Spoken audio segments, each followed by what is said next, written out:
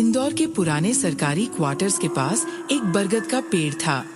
दिन में भी इतना अजीब और डरावना लगता था कि लोग कहते, अगर दिन में ऐसा है तो रात में कैसा होगा।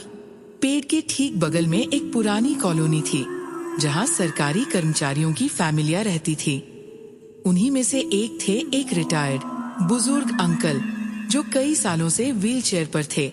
बचपन से ही उन्हें दिख जाता था ऐसी चीजें जो बाकी लोगों को नहीं दिखती। वो अक्सर पड़ोसियों से कहते, उस बरगद पर कोई रहता है, रात में ऊपर कोई खड़ा होता है, छाया दिखती है, फिर एक पल में गायब। लोग इस बात को उनकी आदत समझकर हंसी में उड़ा देते थे। बरगद का पेड़ सीधे उनकी खिड़की के सामने दिखाई देता था। अंकल अकेले रहते थे। उनकी एक ही बेटी थी, जिसकी शादी हो चुकी थी और वो साल में बस कुछ दिन ही मिलने आती थी। एक सुबह पूरे कॉलोनी को हिला देने वाली खबर फैल गई। लोग बाहर भागे और सामने जो नजारा था उसने सबकी रूह जमा दी। अंकल की डेड बॉडी बरगद के सबसे ऊपरी मोटे डाल पर रस्सी से लटकी हुई थी। सब स्तब्ध थे। वो खुद व्हीलचेयर से उठ नहीं सकते थे, पेड़ पर चढ़ना तो दूर, एक कदम भी अकेले नहीं चल सकते थे।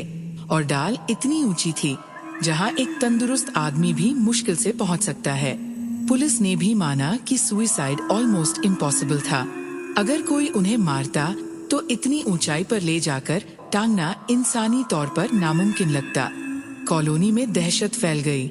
लोग घंटों तक सिर्फ एक सवाल पूछते रहे, अंकल ऊपर पहुंचे कैसे।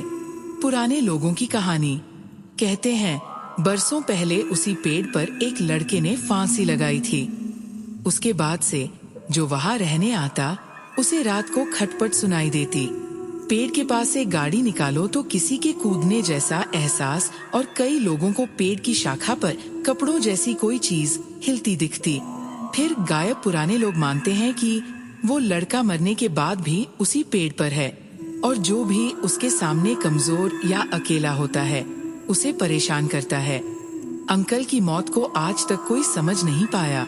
फाइलें तो बंद हो गई, पर उस बरगद के नीचे से गुजरने वाले लोग आज भी तेजी से कदम बढ़ा लेते हैं। इंदौर में एक ही बात आज तक दोहराई जाती है, उस बरगद के नीचे मत रुकना, क्योंकि दिखाई भले न दे, पर हर गुजरने वाले को एहसास होता है कि ऊपर कोई नजरे गड़ आकर देख रहा है।